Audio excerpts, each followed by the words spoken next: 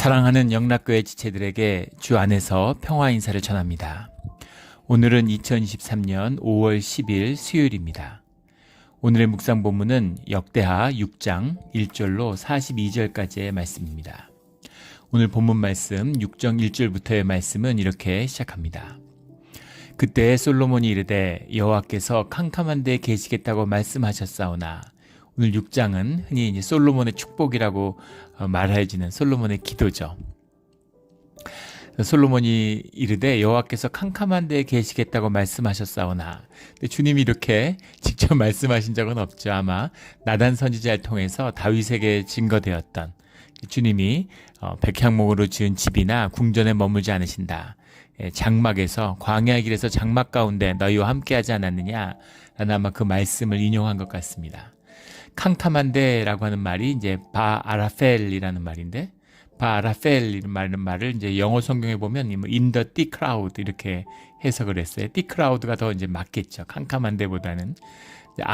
아라프라는 말인데, 원형이 아라프라는 말이 이제 떨어진다, 이렇게 위에서 떨어진다라는, 그래서 안개를 의미한 안개, 구름 이런 것이 이제 임하는 그 주님의 임재를 상징하는 것이죠. 주님은 어디에나 계시지만 우리와 함께 하시고, 근데 주님이 우리에게, 우리의 현상계 가운데, 현상의 경험 속에 묶여있는 이 시공간, 4차원의 시공간 안에 주님을 계시하실 때, 주님의 임재하실 때, 이제 그것을 표현하는 것이 이제 빽빽한 구름이잖아요. 그걸 상징하는 것이죠. 주님이 성전에 계신다라는 의미가 딴 데 안 계시고 성전에 와 계신다? 이런 무슨 신인 동형론이라고 그러죠. 사람같이 하나님을 이해해서 내서는 안 되겠죠. 주님은 만유의 주제시고 어디에나 계시는 분이지만 우리의 인간의 경험 가운데 당신의 임재를 제한하셔서 우리와 만나 주시는, 우리와 말하고 우리의 인간의 경험 속에서 우리와 만나 주시는, 우리 엄마가 애하고 이 말이 안 통하잖아요. 그래서 엄마가 애 보고 우쭈쭈 좀 그랬어 이러면서 얘기하는 거 아니에요? 그런 것처럼 아이처럼 얘기하고 그랬어요 이렇게 얘기하는 것처럼, 유치원에 다니는 애한테 오늘 밥 맛있게 먹었어요 이렇게 얘기하는 것처럼 엄마가 그렇게 주님이 우리와 만나 주시는 거죠. 이것이 우리가 정성과 마음을 모아서 만든 성전 가운데 주님이 함께 하신다라는 그 뜻입니다. 4절에 보면 왕이 이르되 이스라엘 하나님 여호와를 송축할지로다. 여호와께서 그의 입으로 내 아버지 다윗에게 말씀하신 것을 이제 그의 손으로 이루셨도다. 주님과의 한 언약을 주님이 성취하고 이루어 주셨다. 그의 손으로 이루셨도다. 주님의, 이것도 이제 아주 의인화된 표현이지만 주님이 하셨다. 이 모든 일들은 주님이 하신 것이다 라는 겁니다. 주님을 송축하고 주님께 영광을 돌리고 주님만이 하실 수 있는 주님의 것이었습니다. 이 모든 것이 주님의 것입니다 라는 그 고백이죠. 오늘 본문에 보면 내가 건축한 이런 말이 많이 나옵니다. 솔로몬이 자기가 건축했다고, 내가 건축한 이 성전을 주의 이름으로, 내가 주의 이름을 위하여 건축한 성전에 있는 쪽을 향하여, 이런 표현들이 나오는데, 이게 솔로몬이 내가 만들었다 이런 표현이 아니죠. 이것은 주님의 임재, 초월적인 주님이 우리와 함께 할 수 없는 이 현상적인 건물, 이 가운데 주님이 계실 수 없는, 주님은 초월적인 분이다라는 걸 표현하는 표현이죠. 이 앞에 나오는 것처럼 이 모든 것을 주님이 하셨습니다 하는 그 고백입니다. 참다운 고백이고 마땅히 주의 종이 해야 하는 고백인 거죠. 주님의 것이다. 주님이 성취하셨다. 하늘에서 이루신 것을 땅에서 이루셨다. 이것입니다. 또 이것이 우리가 받는 주님을 향한 감격이죠.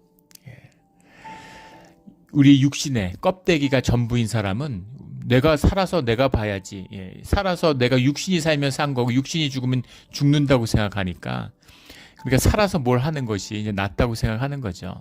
그러나 영원한 생명, 본질의 세계를 경험하고 영생을 누리는 자들, 생명의 사람들은 하나님의 하늘에서 이루신 그 말씀을 보는 것으로 감사하는 것입니다. 다니엘이 이스라엘의 회복의 때를 보고 주님께 감사의 기도를 드리는 것처럼, 또 그것을 위해 기도하는 것처럼, 주님이 뜻을 이루셨는데 나는 어차피 못 볼 건데 그것을 위해 내가 왜 기도합니까?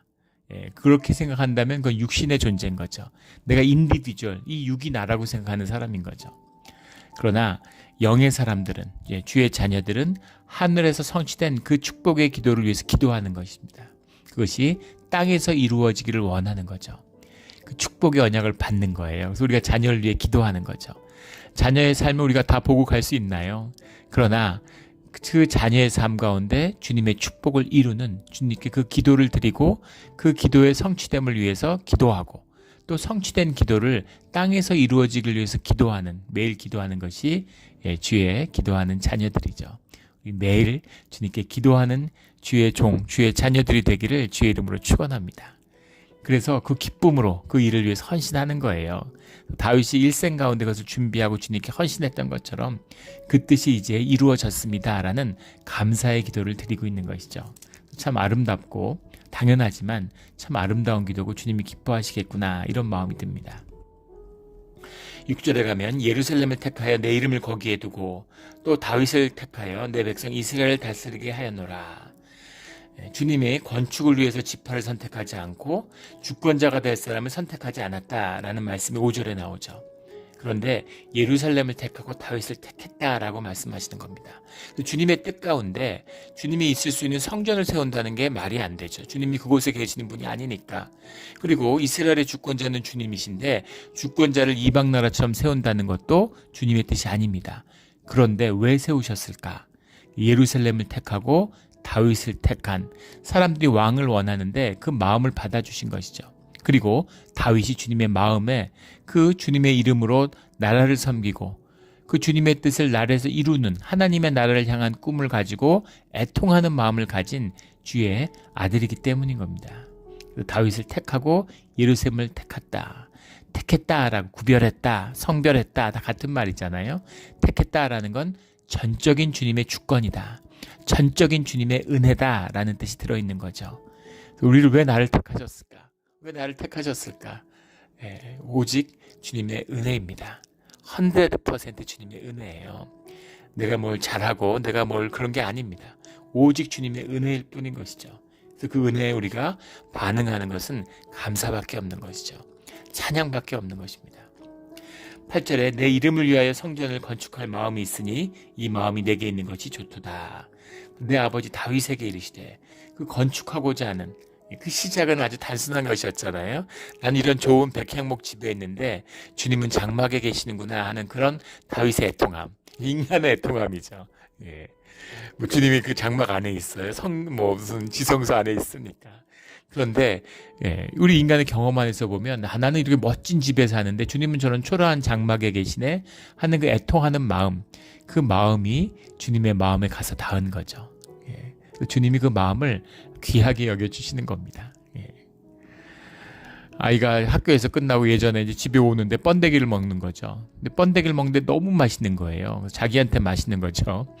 근데 이렇게 맛있는 번데기를 예전에 무슨 뭐 예능 프로 같은 거겠죠. 요즘에 유튜브 같은 데서 이렇게 짧게 나오는 한 개그맨이 무슨 진행하는 프로예요. 무슨 프로인지 모르겠는데 거기서 이제 라면 같은 걸 먹방이라고 그러죠. 라면을 끓여서 먹는 겁니다. 그래서 이런저런 라면을 끓이는 법을 이렇게 소개하는데 저도 라면을 좋아하고 라면을 자주 끓여 먹기 때문에 유심히 봤죠. 근데 그 라면을 먹는데 그 개그맨이 갑자기 막 울어요. 눈물을 펑펑 흘리면서 우는 겁니다. 그러니까 진행자들이 다 이제 당황한 거죠. 그래서 왜 우냐고 그러니까 라면이 너무 맛있어가지고 아버지 생각이 났다는 거예요. 우리 아버지도 이런 라면을 한번 드셨어야 되는데 이런 생각이 아버지 생각이 났다고 그렇게 얘기를 하는 겁니다. 근데 그게 이제 웃기려고 그런 게 아니라 진심이 있는 거죠. 감동이 있더라고요. 그 라면이 뭐길래. 근데 그 마음속에 중심에 진심이 있는 거죠. 아이가 번데기가 맛있어서 이거 우리 엄마한테 번데기 사다 줘야 되겠다. 근데 엄마는 번데기를 안 좋아하고 번데기를 안 먹을 수 있는데 너무 맛있어서 번데기를 먹을 걸 아껴서 엄마한테 갖고 오는 그런 마음인 거죠. 그래서 그 마음을 받은 겁니다. 그 마음 때문에 기쁜 거죠. 부모가 너무너무 기쁜 거죠. 고생하면서 자식을 키우지만 자식 키운 보람이 있는 거죠. 그것처럼 주님이 그 다윗의 마음, 누가 하나님 걱정을 합니까? 다들 하나님이 뭘 주시지 않나, 왜 나한테 안 주시나, 다 이런 마음들인데 주님을 나는 이렇게 좋은 집에 사는데 주님은 장막에 계시다니 그 애통한 마음을 주님이 받아주셔서 주님의 이름을 두는 성전을 짓는 그것을 허락하신 겁니다. 그 마음을 담은 것이 성전이고 그 성전에 함께 하겠다는 주님의 약속이 축복의 근원, 이스라엘의 축복의 복의 근원이 되는 거죠. 이것이 우리 예배의 비밀이고 우리 삶의 비밀이에요. 이 비밀을 깊이 마음의 중심 가운데 깨달는 우리 모두가 되기를 주의 이름으로 축원합니다. 12절에 솔로몬이 여호와의 제단 앞에서 이스라엘 모든 회중과 마주서서 그의 손을 펴니라. 축복의 기도죠. 축도를 하는 겁니다. 축복을. 이스라엘을 향해서 하나님의 축복을 선포하는 거죠. 주님의 임재가 함께하고 있으니까. 15절에 주께서 그의 종 내 다윗에게 허락하신 말씀을 지키시되 주의 입으로 말씀하신 것을 손으로 이루심이 오늘과 같으니이다. 주님의 말씀을 하는 주님의 말씀이라고 하는 것. 이 성경에 보면 구약에 모든 주님의 말씀은 과거형으로 되어 있습니다. prophetic future form이라고 그러는데 이제 영어로는 어떤 예언자적 과거형 뭐 이런 거겠죠.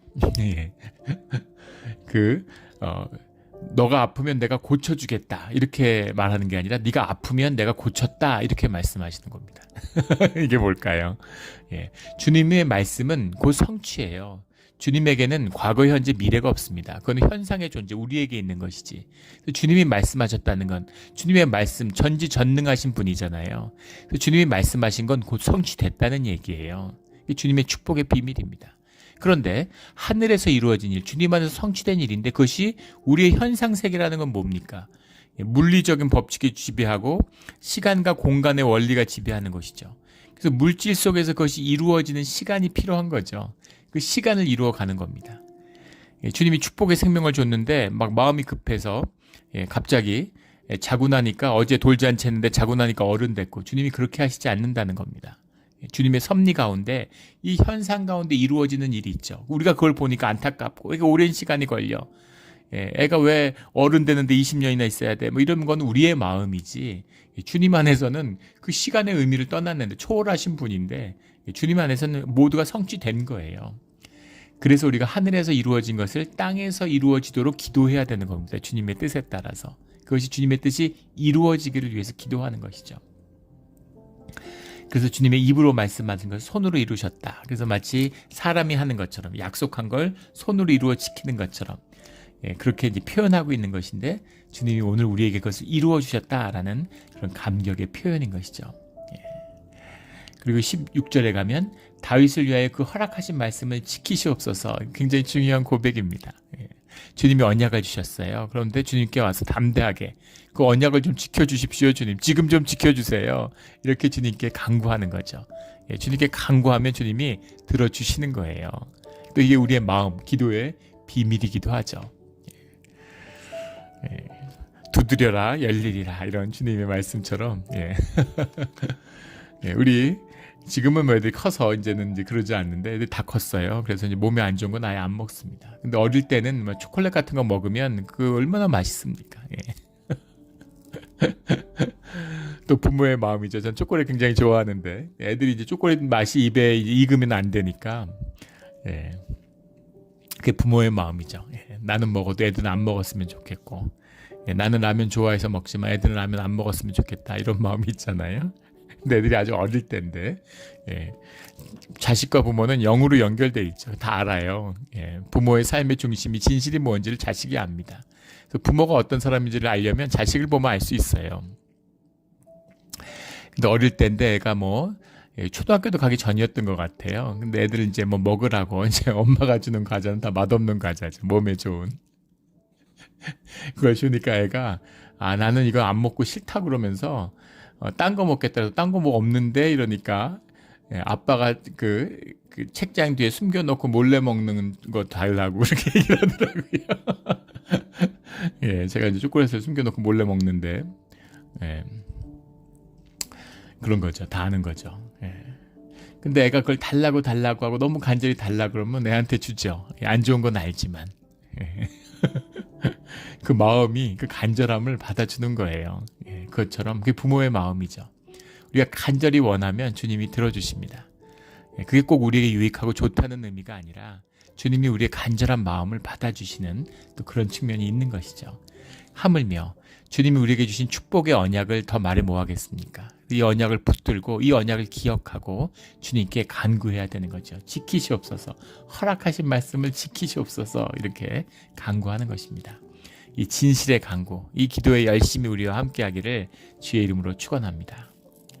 18절에 하나님이 참으로 사람과 함께 땅에 계시리이까 보소서 하늘과 하늘들의 하늘이라도 주를 용납하지 못하겠거든 하물며 내가 건축한 이 성전이오리까 이렇게 고백합니다. 진심이죠. 주님이 땅에 계실 리도 없고 하늘, 땅 이런 말은 초월을 의미하는 거죠. 하늘, 땅을 얘기하는 게 아니라 어떻게 우리 경험 가운데 계시겠습니까? 주님이 그거죠. 우리가 성전을 건축했다 여기 주님이 계시겠습니까? 하지만 주님 우리의 마음과 정성을 다하고 주님과 함께하고자 하는 마음을 주님께 드리니 주님 함께하여 주시옵소서. 이 성전에 머물러 주시옵소서라는 간구고 주님이 그곳에 빽빽한 구름의 모습으로 그 임재를 확인시켜 주신 것이죠. 22절부터 31절까지 이제 쭉 간구가 이어지는 4개의 큰 간구가 나와요. 그 간구는 이제 4가지 형태를 띠고 있는데 이제 우리가 범죄합니다. 그리고 그것으로 재앙을 초래할 겁니다. 그런데 우리가 주님 앞에 회개할 때에는 주님 자비를 베풀어 주십시오라는 그 구조로 이루어져 있어요. 21절에 만일 어떤 사람이 그 이웃에게 범죄함으로 맹세시킴을 받고 그가 와서 이 성전에 있는 주의 제단 앞에서 맹세하거든. 이게 무슨 말일까? 이웃에게 범죄함으로 맹세시킴을 받는다는 게 무슨 말이냐면 이런 겁니다. 이웃집에 가서 물건을 훔쳤어요. 이웃집이 자기 집에 물건이 없어졌는데 아무리 봐도 그 물건이 있다는 걸 아는 사람이 옆집밖에 없다. 옆집이 의심스럽다. 네가 갖고 갔지. 안 갖고 갔어. 사람을 어떻게 보고 이러는 거죠. 그럴 때 너가 진짜 안 갖고 왔어. 진짜 안 갖고 갔어. 그러면 주님의 이름으로 맹세해. 이렇게 되는 거죠. 그의 맹세시킴을 받고 그 얘기예요. 그래서 주님께 맹세했다 그러고 그가 와서 성전에는 주의 제단 앞에서 맹세하거든. 제사장 앞에 와서 그걸 확인하는 겁니다. 이 사람이 주의 이름으로 안 가져갔다고 합니다. 그래? 그러면은 그 앞에서 주님 앞에 맹세해라. 그러면 제가 진짜 안 가져갔습니다 하고 이것을 제사장에 확약하는 것이죠. 이게 알라, 러 할로토우라는 건데 맹세시킴을 받았다. 근데 둘 다 알라라는 말이 번복되고 있는 것이죠. 러 할로토우라는 말도 알라라는 말이 원형이에요. 알라흐라는 말이죠. 알라흐라는 말 자체가 맹세하다는 말도 있고 맹세라는 말도 있습니다.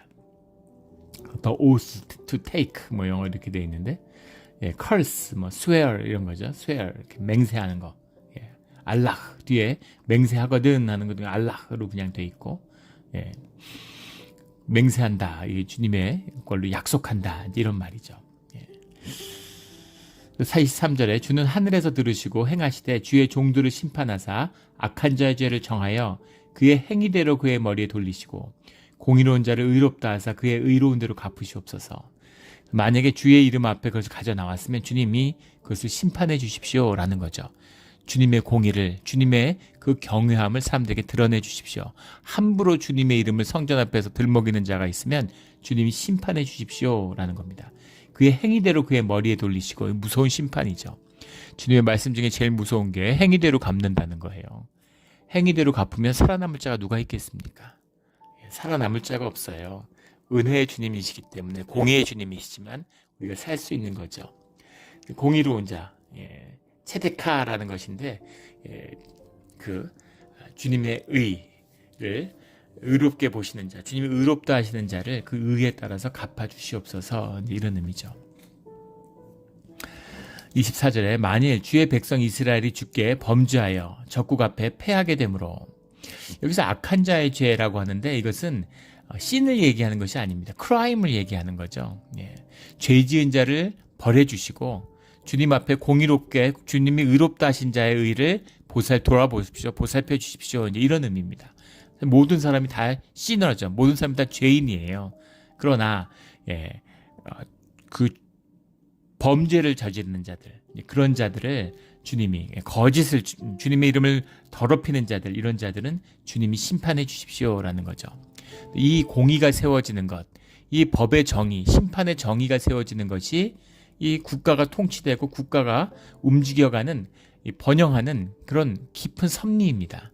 이게 굉장히 중요한 거예요. 국가는 왜 쇠퇴하는가라고 하는 그 유명한 명저가 있죠. 근데 그 책에 보면 이제 시작을 그 멕시코와 미국의 이제 그 국경 도시를 이제 모습을 보여주면서 시작해요. 근데 이제 경제학자들도 경제학의 최대 미스테리가 왜 멕시코가 못 사는 건가라는 거 아니에요? 예. 멕시코는 이제 모든 걸 다 가진 나라입니다. 풍요의 제국이죠. 그러니까 중세에도 거기에 마야 왕국, 뭐 아즈텍 왕국 이런 것이 세워졌던 이유가 괜한 게 아니죠. 물질이 풍요하고 다 갖췄어요. 비옥한 토지고 거기다가 뭐 지하 자원도 풍부하고 석유도 나고 따뜻하고 뭐 정말 살기에 최적의 장소입니다. 거기다가 미국을 세계 최대 소비 시장과 자유무역을 맺고 있잖아요. 세계 모든 공장이 다 멕시코에 와 있습니다. 그런데 멕시코가 왜 이렇게 엉망진창일까? 왜 이렇게 못 살까? 사법적 정의가 무너져 있기 때문이죠. 범죄의 문제를 다루지 못해요. 미국은 악마가 사는 땅이었는데 동토의 땅, 살 수가 없는 땅이죠. 근데 그곳에 어떻게 이렇게 번영한 나라가 섰을까? 이거 주님의 은혜고 주님의 은총이지만 퓨리탄의 기도를 들어주시는 거죠. 그런데 그런 말이 있죠. 그 미국을 찾았던 이민자들, 퓨리탄들은 G.O.D, 갓을 찾아왔는데 갓을 못 만났어도 골드를 얻었다고. 갓을 찾아온 사람은 G.O.L.D, 골드는 가졌다는 거죠. 하늘의 축복을 원한 자들은 땅의 축복은 최소한 받았다는 겁니다. 골드를 찾아서 온 자들은 가난밖에 남지 않았다. 뭐 이런 이야기들을 하는데 미국은 왜 잘 살게 됐는가? 그러니까 신학적인 눈이 아니라 이런 사회학적인 눈에서 이제 미국과 멕시코의 문제, 그 세계의 문제를 관찰한 거죠. 왜 강대국은 쇠퇴하는가? 왜 강대국이 됐는가라고 하는 그 핵심이 뭐냐면 사법적인 독립성입니다. 법적인 정의, 체데카를 세웠느냐 그거에가 있다는 것을 이제 보는 것이죠. 왜 자본주의 국가들 왜 잘 살게 되었는가? 그것이 프로테스탄트 윤리 때문이죠. 돈 욕심이 많고 재테크가 능했다 그러면 아시아가 훨씬 더 잘 살고 부자가 됐어야죠. 근데 왜 유럽에서도 가장 척박한 북부 유럽에 있는 사람들이 왜 그런 사람들이 가장 돈 욕심 없는 사람들이 왜 제일 부자가 됐을까? 지금도 그렇죠. 북부 유럽에 있는 사람들이 제일 잘 살아요. 근데 왜 제일 돈 욕심이 없어 보이는 사람들이 제일 잘 살까? 이게 미스테리 아닙니까? 이게 윤리성 때문이라는 거죠. 그 윤리성이 어디서 왔느냐? 종교개혁에서 나왔다는 겁니다. 프로테스탄트 윤리, 사회적인 긴장감, 천국을 원하기 때문에 그 천국을 이루고자 하는 그 윤리적 긴장감을 땅에서 이루어내는 검약하고 절약하고 내가 다 쓰고 내가 뭐 호의호식하고 안일한 삶을 사는 게 아니라 하나님의 영광을 위해서 절제한 삶을 살고 땅에서 윤리적인 삶을 삶으로 그것이 사실은 자본주의의 본원적인 축복을 이뤄냈다, 축적을 이뤄냈다 이런 분석이죠.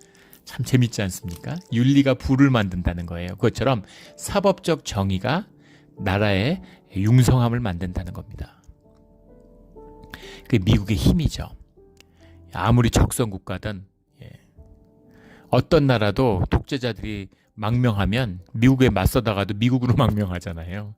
적어도 미국에 오면 사법적인 절차에 따라서 아무리 뭐 마약을 했던 뭘 했던 무슨 나쁜 짓을 했던 미국에 오면 재판을 받고 증인을 세우고 그 법적인 절차에 따라서 그렇게 미국을 이뤄가는 것이죠.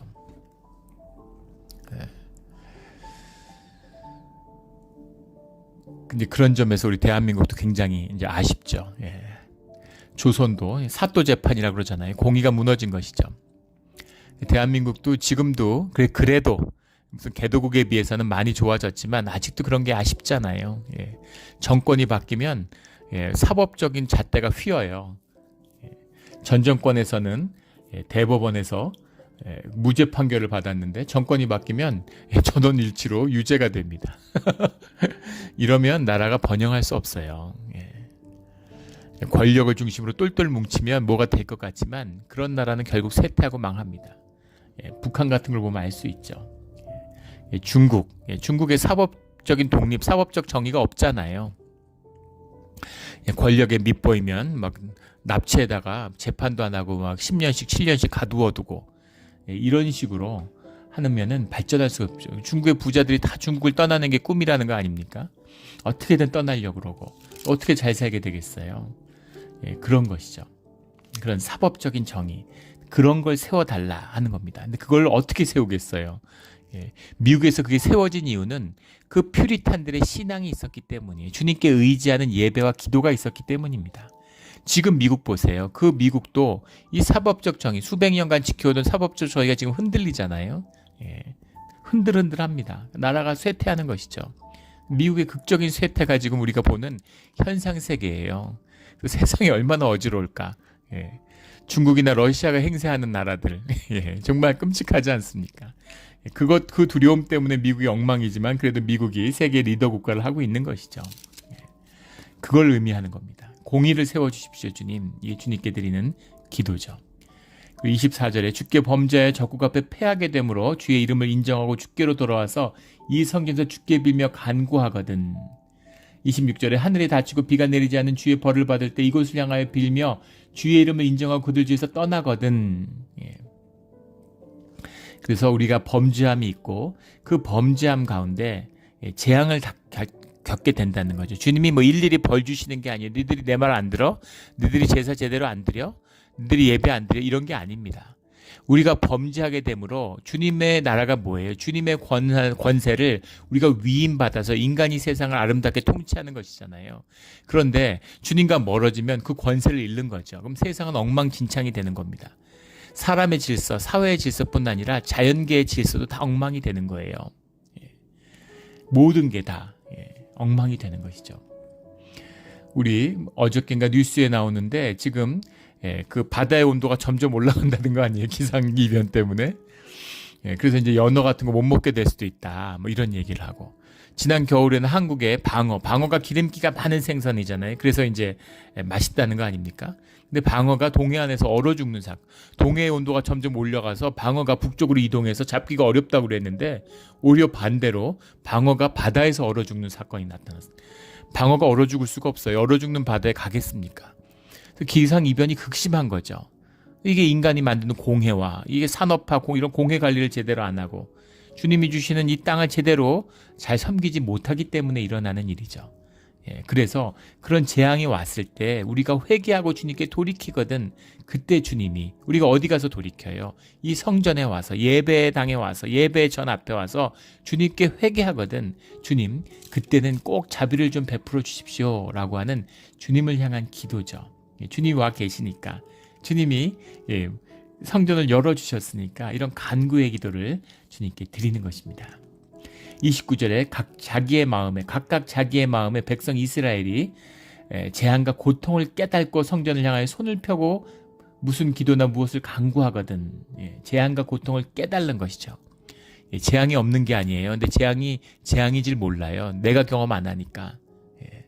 지금도 지구에 재앙이 닥쳤는데 사람들이 재앙을 못 느껴요. 내가 절반이 세상 사람들이 4명 중에 1명이 기근해 굶고 있는데 내가 잘 먹고 난 다이어트하고 있으니까 깨달지 못하는 것이죠. 영이 죽었기 때문에. 고통이 있는데 고통을 못 느껴요. 자식이 아파하는데 부모가 아프지 않은 겁니다.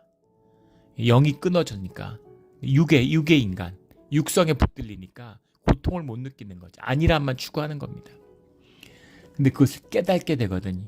그것을 깨닫게 되거든. 그때 드리는 기도를 주님 들어주십시오 라고 하는 그런 간구죠. 30절에 주는 계신 곳 하늘에서 들으시며 사유하시되 주만 홀로 사람의 마음을 아심이니이다. 주님은 아시지 않습니까? 라는 고백이죠. 근데 번역이 사유하신다는 게 무슨 말일까? 들으시며 사유하시되. 들으시며 사유하시되 라는 본문이 티슈마라는 말입니다. 한 단어예요. 그냥 티슈마라는 건 듣는다는 겁니다. To hear, 듣는 거예요. 들으시며 하면 될 거를 사유하시되 해서 뭔가 이제 주님의 초월성을 상징하는 뭐 그런 걸 위해서 이제 어려운 한자어를 넣었습니다. 사유하신다는 말 별로 못 들어보시죠? 철학적 용어, 철학 용어인데 일삼을 사자에다가 말미암을 유자를 쓴 말이죠. 말미암는 것, 사물의 본질이나 근본 원리를 탐구하는 것을 사유한다고 얘기합니다.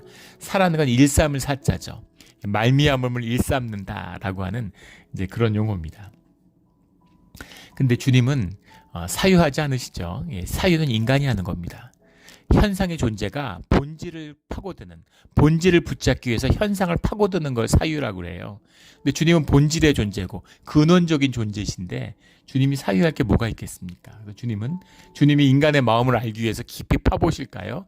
그냥 아시는 거예요. 인간이 그 마음을 알기 위해서 파는 것이지 주님은 그냥 아시는 거죠. 본질의 주님, 본질을 붙들고 계시는 주님이니까. 그래서 주님은 사유하지 않으시죠. 들으시는 겁니다. 하늘에서 간구의 기도를 들으세요. 그리고 마음의 중심을 아시기 때문에, 그래서 주님은 판단하실 수 있고 주님은 정죄하실 수 있고 주님은 심판하실 수 있는 것이죠. 그런데 주님은 긍휼과 자비와 사랑의 하나님이시기 때문에 그 심판을 유예하고 용서하실 수 있다라는 겁니다. 34절에 주가 계신 곳 하늘에서 들으시고 모든 이방인 주께 부르는 대로 이루사 땅의 만민이 주의 이름을 알고 주의 백성 이스라엘처럼 경외하게 하시오며, 32절부터는 앞에 나왔던 그런 이스라엘의 간구의 기도를 뛰어넘는 보편적인 우주적인 신앙이라고 보통 얘기하죠. 우주적 그리스도, 만민의 하나님, 이스라엘 성전은 만민이 기도하는 집이다. 이스라엘이 지었지만, 예루살렘에 지었지만 이것은 이스라엘을 위한 것이 아니라 모든 만민을 구원하는 만민이 기도하는 집입니다.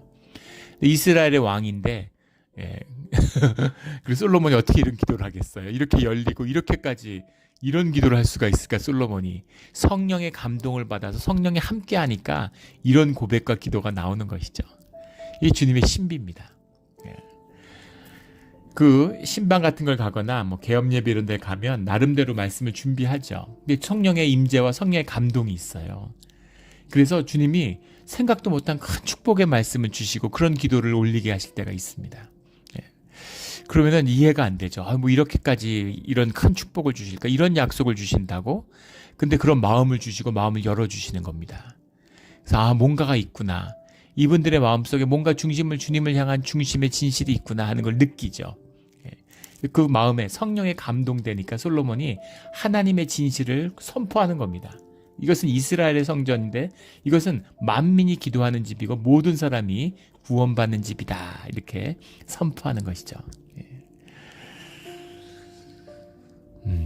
36절에 주께 범죄하지 아니하는 사람이 없사오니 그들이 주께 범죄함으로 의인은 없다. 한 사람도 없다고 주님이 말씀하셨죠. 다 죄인이에요. 우리는 용서받은 죄인입니다. 그래서 주님께 늘 감사하고 또 주님 앞에 경외하는 존재인 것이죠. 39절에 주가 계신 곳 하늘에서 그들의 기도와 간구를 들으시고 그들을 돌보시며 주께 범죄한 주의 백성을 용서하옵소서. 죄를 용서하여 주십시오. 자비를 베풀어 주시옵소서. 이게 우리 기도의 중심입니다. 전적인 타락, 전적인 은혜, 그것이 우리의 구원의 비밀이죠. 41절에 가면 구원을 입게 하시고 은혜를 기뻐하게 하옵소서. 42절에 은총을 기억하옵소서. 은총이라는 것이 이제 헤세드죠. 은혜, 은총 이렇게 해석하는데 은혜가 곧 언약입니다. 언약도 은혜지만 우리에게 주신 은혜가 주님의 언약의 실제죠. 그래서 주님께 헤세드를 기억해 주십시오. 헤세드를 하나님 잃지 않아 주십시오라는 말씀은 구원의 약속을 지켜주십시오. 그 구원의 약속, 그 주님의 은혜를 주님 붙들어 주십시오라고 하는 그 기도예요. 주님 믿습니다. 믿음을 더하여 주시옵소서라는 것처럼 신비죠. 은혜 가운데 있는데 은혜를 깨달아서 은혜를 간구하는 것입니다.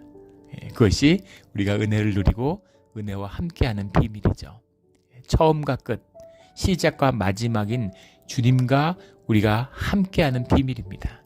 이 비밀이 풀어져서 주님께 기도하며 그 축복의 성취를 늘 누리며 살아가는 우리 주의 자녀들, 몬트레 영락교회 성도들이 되기를 예수 그리스도의 이름으로 축원합니다. 아멘. 기도드리겠습니다. 하나님 아버지 감사합니다. 오늘 귀한 말씀, 가슴이 벅차고 솔로몬의 기도가 우리의 기도가 되기를 원합니다. 주님, 은혜를 기억하여 주시고 우리가 늘 죄를 짓습니다. 우리가 매일 넘어집니다. 주님께 도망칩니다.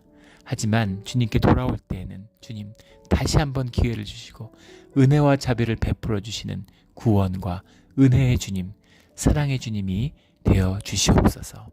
감사하며 예수 그리스도의 이름으로 기도드렸습니다. 아멘.